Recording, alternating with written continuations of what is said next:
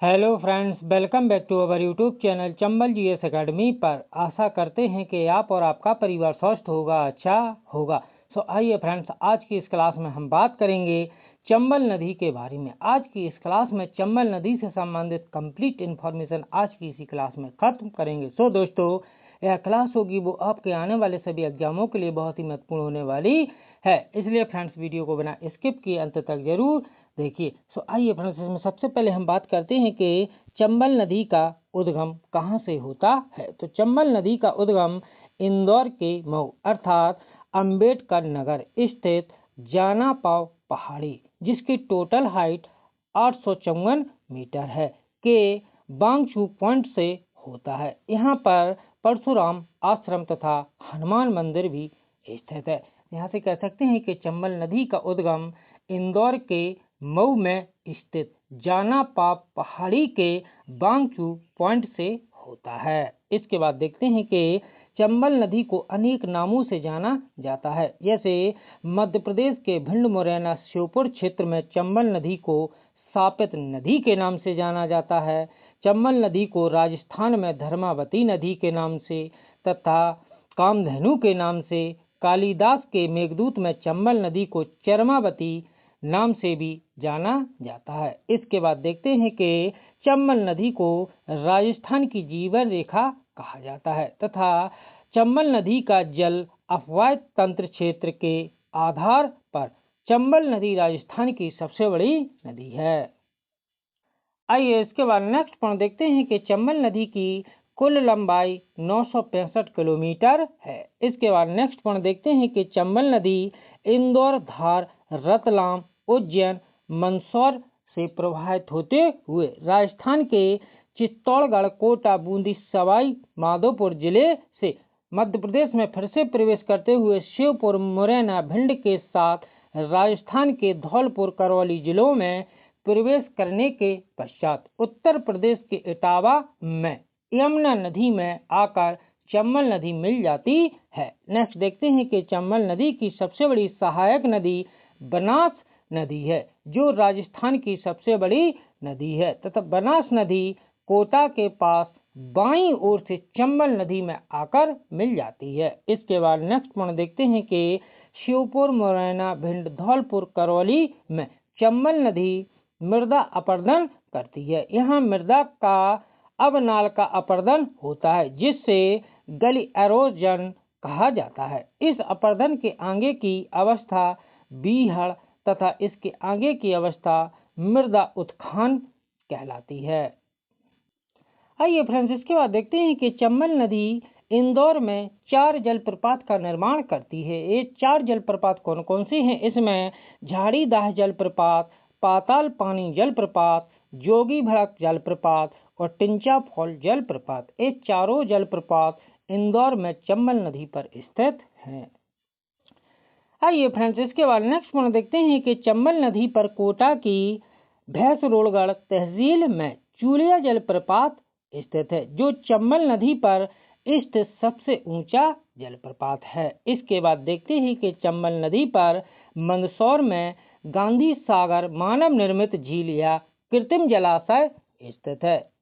इसके बाद नेक्स्ट देखते हैं कि मंदसौर में चंबल नदी के किनारे सिंधु घाटी सभ्यता के स्थल इंद्रगढ़, आबरा तथा हिंगलाजगढ़ स्थित है। नेक्स्ट देखते हैं कि मंदसौर का प्राचीन नाम दसपुर था तथा यह शिवना नदी के तट पर स्थित था। नेक्स्ट देखते हैं कि चंबल नदी मध्य प्रदेश, राजस्थान की उत्तरी सीमा भी निर्धारित करती है। आइए फ्रेंड्स, इसके बाद हम बात करेंगे कि चंबल नदी घाटी परियोजना के बारे में। तो चंबल घाटी परियोजना मध्य प्रदेश की पहली परियोजना है तथा यह परियोजना मध्य प्रदेश और राजस्थान की सम्मिलित परियोजना है तथा इस परियोजना के 3 चरण हैं। वो 3 चरण कौन कौन से हैं? इसमें नंबर फर्स्ट है गांधी सागर परियोजना। तो गांधी सागर परियोजना से संबंधित पॉइंट देखते हैं कि गांधी सागर परियोजना का उद्घाटन वर्ष 1953 में हुआ तथा इसके उत्पादन 1960 में शुरू हुआ तथा इस परियोजना से लगभग 115 मेगावाट बिजली का उत्पादन होता है तथा यह मध्य प्रदेश की पहली नदी जल विद्युत परियोजना भी है। आइए फ्रेंड्स, इसके बाद देखते हैं कि राणा प्रताप सागर परियोजना। तो राणा प्रताप सागर परियोजना चित्तौड़गढ़ में राणा प्रताप सागर परियोजना 1954 में शुरू हुई थी तथा इस परियोजना से 172 मेगावाट बिजली का उत्पादन होता है। नेक्स्ट देखते हैं जवाहर सागर परियोजना। तो जवाहर सागर परियोजना कोटा में स्थित है तथा इसकी शुरुआत वर्ष 1971 में हुई थी तथा जवाहर सागर परियोजना से 99 मेगावाट विद्युत का उत्पादन होता है तथा कोटा बैराज से चंबल नहर निकलती है। नेक्स्ट देखते हैं कि इसमें दाई नहर से मध्य प्रदेश तथा बाई नहर से राजस्थान में सिंचाई की जाती है। इसके बाद देखते हैं कि चंबल नदी पर राष्ट्रीय चंबल घड़ियाल अभ्यारण्य स्थित है जिसका विस्तार मध्य प्रदेश, राजस्थान तथा उत्तर प्रदेश में है।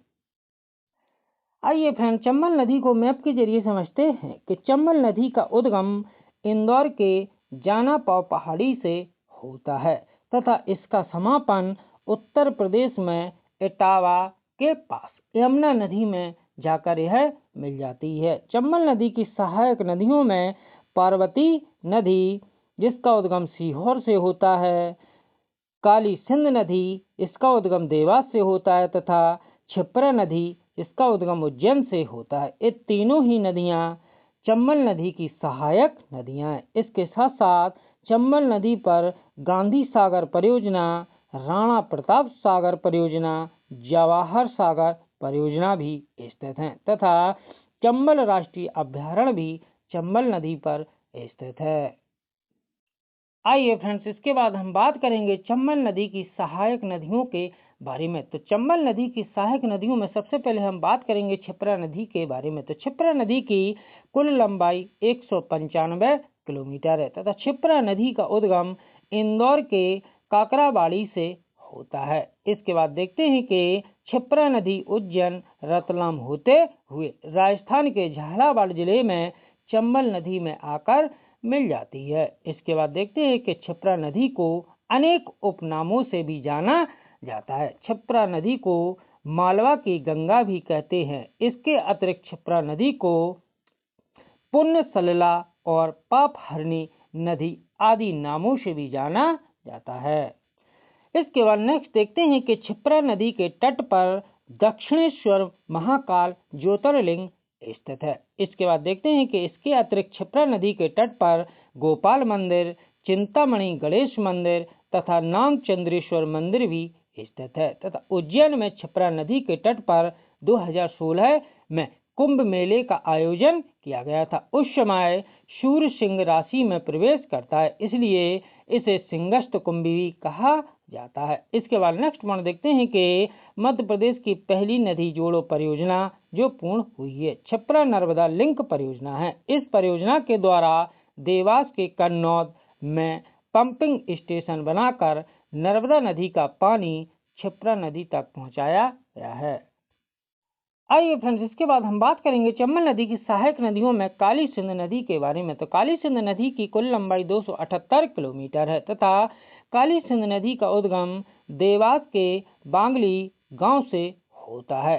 नेक्स्ट देखते हैं कि काली सिंध नदी देवास में सोनकच्छ, शाजापुर और राजगढ़ होते हुए राजस्थान के झालवाड़ा जिले के निकट चंबल नदी में आकर मिल जाती है। नेक्स्ट देखते हैं कि देवास के सोनकच्छ में सिवनी राष्ट्रीय अभ्यारण्य काली सिंध नदी के पर स्थित है। नेक्स्ट देखते हैं कि काली सिंध नदी की सहायक नदी नेवज, परबन और राजस्थान में आहू नदी काली सिंध नदी की प्रमुख सहायक नदियां हैं।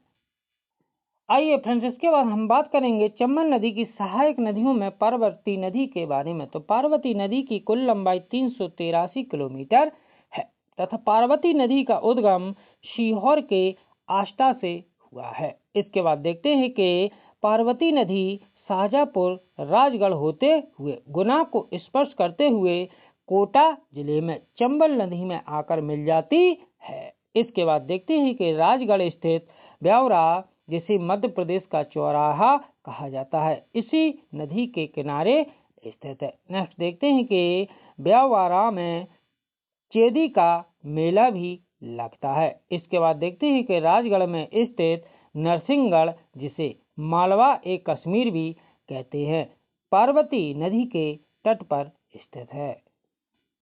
यदि फ्रेंड्स वीडियो अच्छा लगे तो वीडियो को लाइक करें तथा चैनल को सब्सक्राइब करें, जिससे नेक्स्ट वीडियो का नोटिफिकेशन आपको आसानी से मिलता रहे। जय हिंद, जय भारत।